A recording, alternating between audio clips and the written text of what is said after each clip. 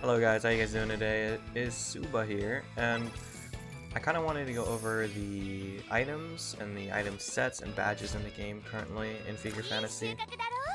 I know that some people might not know what to do with the item sets and might not know what item sets are best for each character and class and such, so I kind of want to go over that using my lineup as an example. So let's go ahead and check out our lineup. So right now, currently I am running Zephyr, Sakura, Vaserwin, Zerola, and then Megan. So I'm running 2 healer, 2 DPS, and a tank as of now.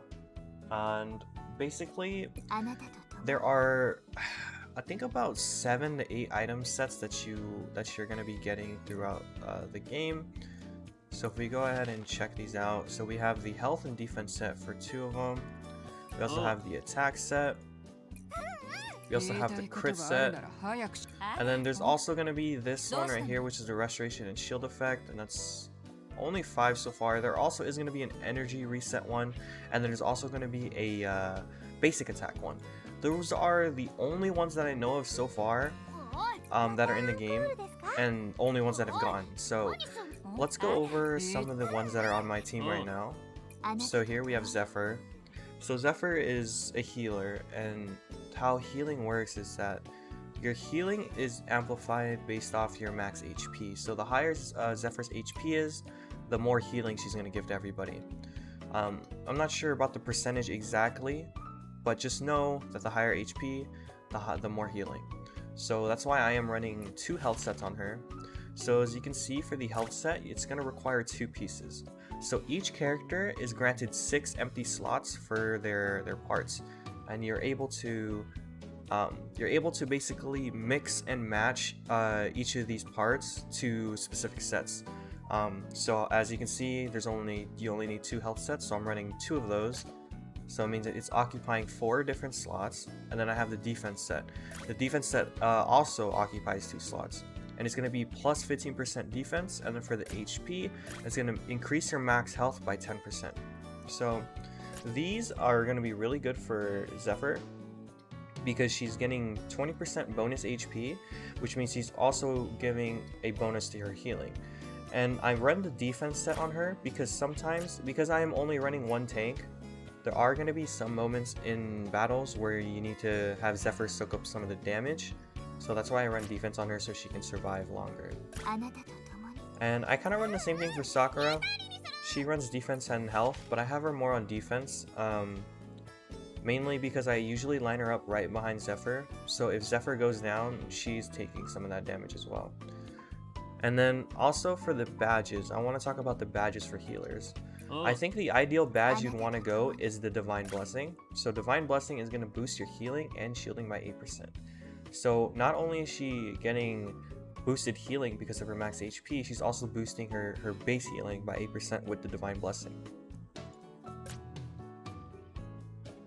And this goes for the same for Sakura. She has the same ability, it's just a lesser percentage because it's a lesser rarity.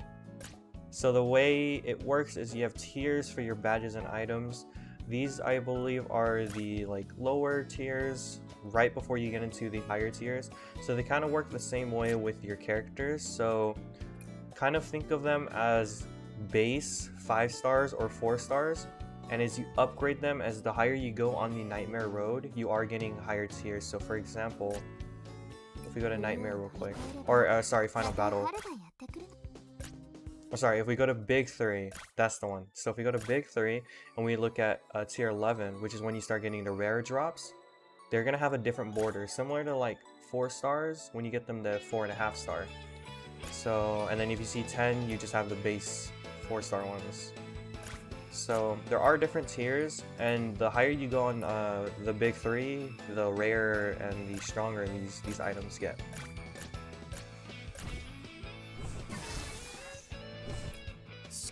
So as of now, I'm only rocking basically just the base parts, and I've yet to clear the higher stages for Big 3, so as soon as you start clearing those higher stages, you will start subbing in rare tiers of items. And also, if we go back real quick, I wanted to show you guys something.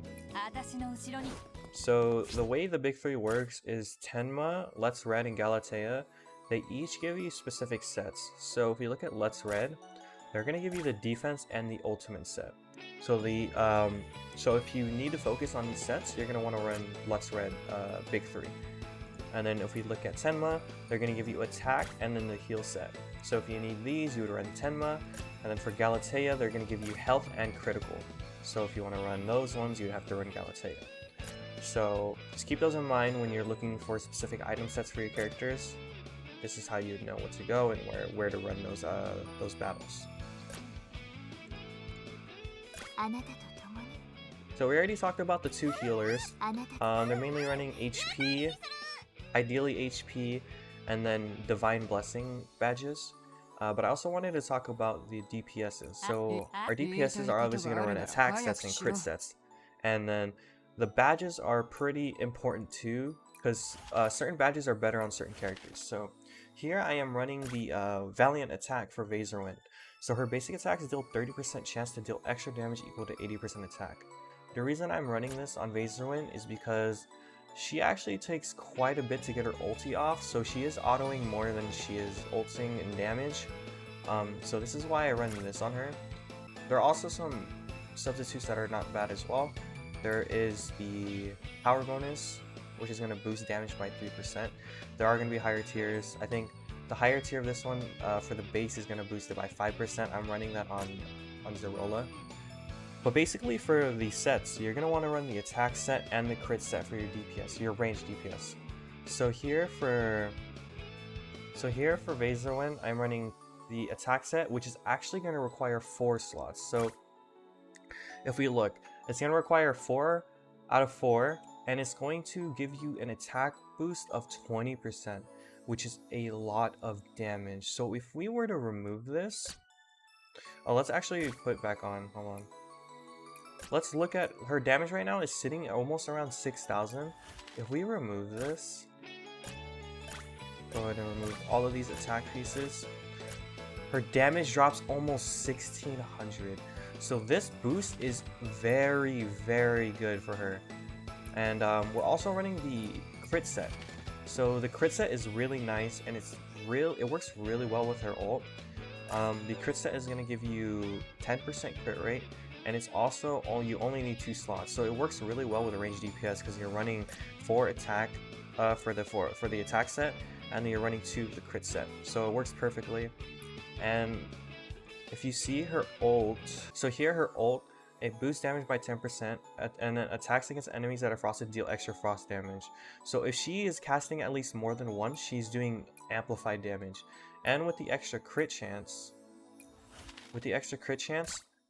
she is doubling that damage. So if we look at her crit rate right now, it is 30%. So she has a high chance to crit off her ult.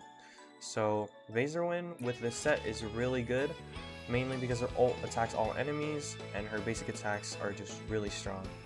The next DPS is going to be Zerola. So this is the one I was talking about with the badge. It's going to be boosting her damage by 5%. So this one is really good because it's not just boosting her basic attack, it's also boosting her ults and abilities. So if we look at her damage right now, she's sitting at around 6,000. And she's also running the attack and crit set. So the same thing applies, just like Vaserwind. Her damage is amplified, and she's critting more. I've seen her do, I think, around 140k on her crit, and with just one piece of her ult. Because if you know, her ult shoots 4 times, and one of these times can crit for 140. It's insane. It's a lot of damage. And that's basically it for our DPS. You always want to make sure too you're upgrading and enhancing your badges and parts. That does make a big difference. You are getting a lot of stats from these parts. So just make sure you go ahead and do that. And then I want to look at our last person of our lineup, which is Megan. So Megan is going to be our vanguard, or not our vanguard, our defender and our tank. So we need her to soak up a lot of damage. So this is why I'm running a double defense set. And I'll show you why I run the heal set on her, but Megan, I'm giving her the Bright Divine Light, which is reducing damage taken by 5%. So she's already tanky as if without the items, but with her ability, she is super tanky just by her passive alone. So these parts actually really help her defense. Her defense says 3,500, but you can expect her defense to be around 5,000 at the beginning of the round. depending on how many enemies there are. And I run this heal set specifically because it's a restoration and shield effect. So if you don't know what the heal set does, your restoration and shield effect is boosted by 12%, which means Megan's shield, not only is it going to be amplified more because of her health, it's also going to be amplified more because of that set by 12%. So I've seen her get to the high 90Ks with her shield, which is soaking up a lot of damage. So her HP like technically becomes around 230,000.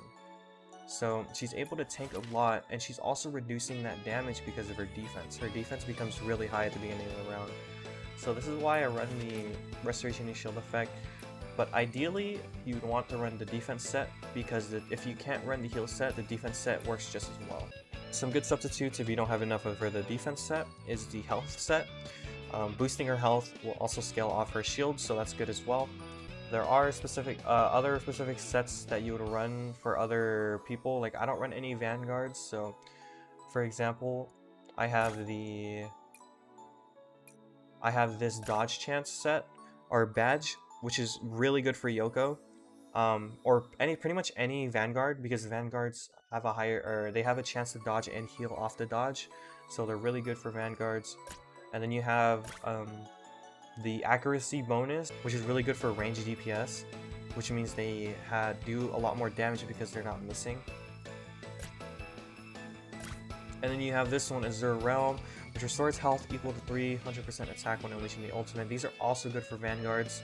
So, you know, there's a bunch of badges and pieces and parts in the game that are really important and make your team that much stronger if you're getting stuck on certain stages. They actually do make a huge difference, so keep that in mind if you ever do get stuck in the game. I also wanted to go over one more thing in the final battle. So Azazel actually gives you this badge. It's going to be called Wounds of War, and it absorbs lethal damage once and grants a shield equal to 564% attack and restores 12 energy when absorbing lethal damage. So this is really good for Yoko. So Yoko, if you don't know, actually goes down to lethal damage and she stays alive for 5 more seconds. So what this Wounds of War does, it's going to absorb that lethal damage, negate that passive for Yoko, and so she can use it another time. So basically, if you put this on Yoko, she's getting 2 lives pretty much, if you think about it. So this badge is really good if you're able to clear stage 7 of Azazel. I haven't been able to yet, and it's really tough. But if you're able to and you have Yoko, this is the badge to go for her. Alright, I believe I covered all of the item sets so far that I'm aware of in the game, and also the badges. I hope I helped you guys out by using my team as an example, so if you're running anything similar to mine, you can maybe get an idea of what item sets to run for your characters. So I hope I was able to help you guys on that. Other than that, I hope you guys enjoyed the video. I hope maybe you learned something. If there was something I missed or something I'm wrong, please correct me in the comments below. This is like a game that I'm new to as well. We're all learning, so let's try and learn together, you know. But other than that, I hope you guys enjoyed the video, and as always, thanks for watching, and I'll see you guys later.